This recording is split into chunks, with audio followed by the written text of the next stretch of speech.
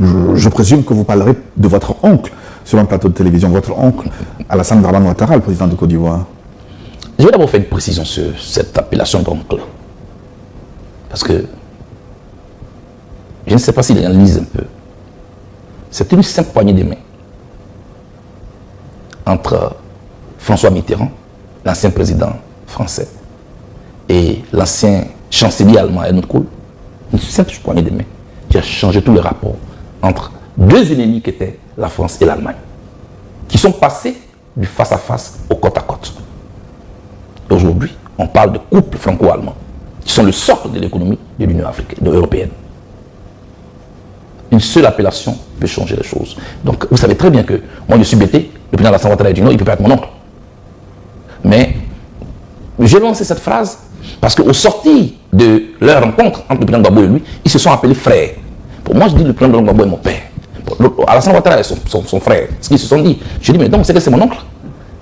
Le frère de votre père, c'est bien votre oncle, non? Je n'ai rien inventé. Ça ne fait pas de moi un partenaire du pouvoir d'Abidjan. Non. Je pense que les gens font beaucoup d'erreurs. Et ils se focalisent sur ce que j'appelle tout ce qui est périphérique. Ils laissent de côté l'essentiel. Certains disent que vous avez conclu un deal avec le président Alassane Dramane Ouattara. Mais il faut qu'il me sorte maintenant les clauses de ce deal. Quelqu'un avec qui vous avez fait un deal, vous ne le condamnez pas à 20 ans. Quelqu'un avec qui vous avez fait un deal, vous ne gelez pas ses comptes. Quelqu'un avec qui vous avez fait un deal, vous ne rayez pas son nom de la liste électorale. Un deal est un contrat synalagmatique, juridiquement parlant. Un contrat duquel chaque partie tire profit. Quel est mon profit, moi? On ne me dira pas que c'est parce que je suis venu en Côte d'Ivoire. Laurent Gbagbo est en Côte d'Ivoire. Tous ses partisans sont en Côte d'Ivoire. Sont-ils venus en Côte d'Ivoire à partir d'un deal? Il faut arrêter de distraire les gens et puis nous distraire de l'essentiel des problèmes des Ivoiriens. Les Ivoiriens nous attendent sur nos projets de société. Les Africains nous attendent sur le positionnement que nous voulons faire de notre continent. Avec votre président, est-ce que vous parlez? Quelle est la nature de vos relations avec Alassane Dramane Ouattara aujourd'hui? Ce sont des rapports entre opposants et partis au pouvoir. Mon parti n'a aucun lien, aucune alliance avec le parti au pouvoir en Côte d'Ivoire du tout. Tout récemment, le 26 novembre dernier, en 2023, comme nous avons voulu célébrer l'an 1 de mon retour, ce meeting a été empêché par le pouvoir d'Abidjan. Pendant que d'autres formations politiques qui disent ne pas avoir de deal avec le pouvoir d'Abidjan, on les a laissés faire ce qu'ils ont envie de faire en politique. Ils ont fait leur rassemblement. Le mien a été empêché. Moi, on dit être en deal avec le pouvoir. Mais les faits vont toujours venir les distraire et les exposer. Voilà ce que je veux dire.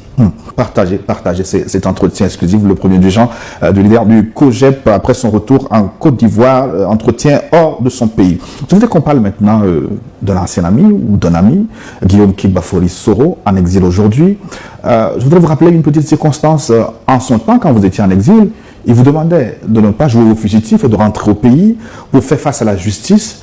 Aujourd'hui, que dites-vous de son sort? Est-ce que vous en riez ou vous en pleurez? Mais avant, toujours l'histoire africaine nous enseigne dans nos lectures. Lorsque Nelson Mandela sort de prison, les jeunes de l'ANC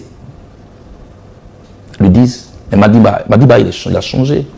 Mais Madiba, il a conclu un deal avec les Blancs. Il y en a qui disaient que Madiba a trahi la lutte. Mais ce que Mandela voulait, c'était le bonheur des Sud-Africains. Martin Luther King aux États-Unis se battait pour le droit civil des Noirs. On disait que le système blanc lui avait offert des Cadillacs et qu'il avait trahi la lutte. Mais c'est Martin Luther King qui se battait.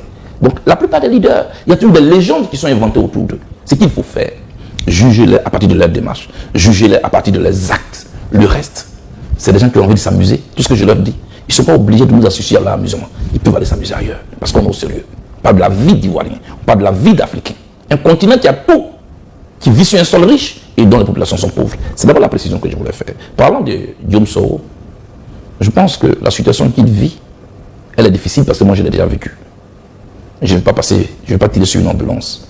Tout ce que je souhaite, c'est qu'un cadre de dialogue soit créé pour qu'il puisse rentrer en Côte d'Ivoire, pour lui aussi faire sa part dans ce processus de réconciliation. C'est tout ce que j'ai toujours souhaité. Maintenant, ce qu'il a dit pendant que moi j'étais en prison, je ne veux pas revenir là-dessus. Moi, je ne suis pas un revanchard. Voilà, je ne suis pas un revanchard. Ça, c'est lui. Moi, je suis Charles Blegoudé.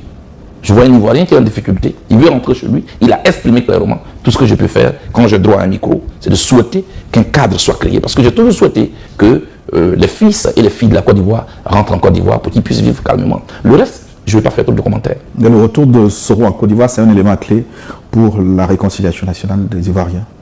Non, je ne parle pas en termes d'éléments clés ou pas. Je dis, tout comme lui, beaucoup d'Ivoiriens sont à l'extérieur de la Côte d'Ivoire aujourd'hui. qui ont envie d'entrer, certains qui ont peur, d'autres qui ont eu d'autres habitudes à l'extérieur, d'autres qui sont en prison. Je souhaite qu'on tourne cette page pour mon pays. Mon pays a besoin de souffler, d'oublier ce moment difficile. Donc ce n'est pas un cas particulier dont je parle. Je parle globalement de ce qu'on doit faire pour qu'on tourne cette page. C'est mon souhait. Le Rwanda est passé par là.